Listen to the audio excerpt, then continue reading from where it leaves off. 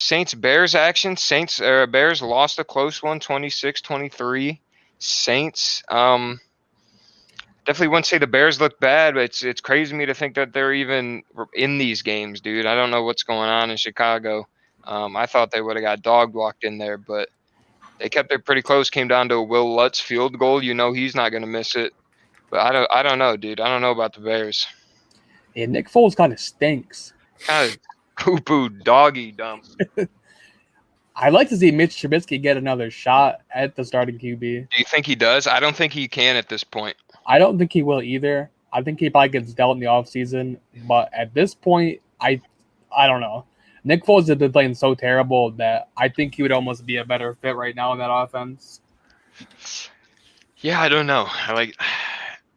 It's hard to say because Mitch Trubisky is a walking bag of garbage himself.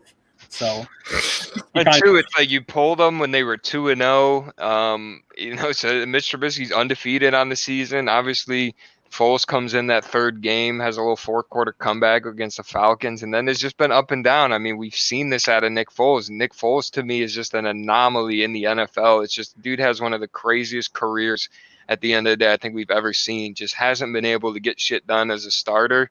But when you bring him in a situation where he's either a backup or just has no expectation on him, lights the world on fire. He just lights shit on fire, dude. And you know, I obviously know 2 Eagles fans here. Gotta love him for the rest of the time, bro. But it's like, I thought him going to the Jaguars, signing that contract, I was like, all right, Nick Foles has a home.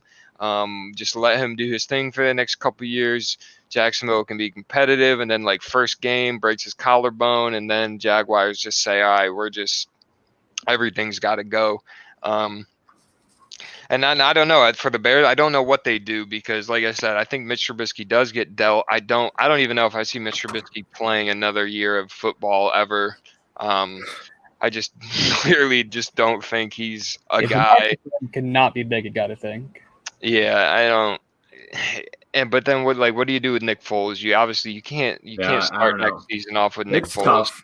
And they're too good of a team to, like I said, maybe get one of those young college guys coming out because they're gonna finish with a 9-7 record probably. You know what I mean? At worst 8-8. I think they're gonna figure it out. Matt Nagy is one of the better head coaches in the league, so they're definitely not going to be a sorry team. But that's a weird season to watch this year.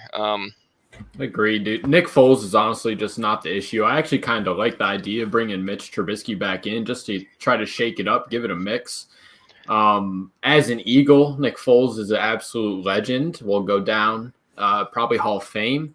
But as a Bear, dude, absolute dog shit. He's so bad. Like he just cannot get the job done, and I don't know how else to say it. Flash of Foles in the chat. Hashtag no meat pack. No Meat Pack Sports Podcast brought to you by Nick Foles, coming soon.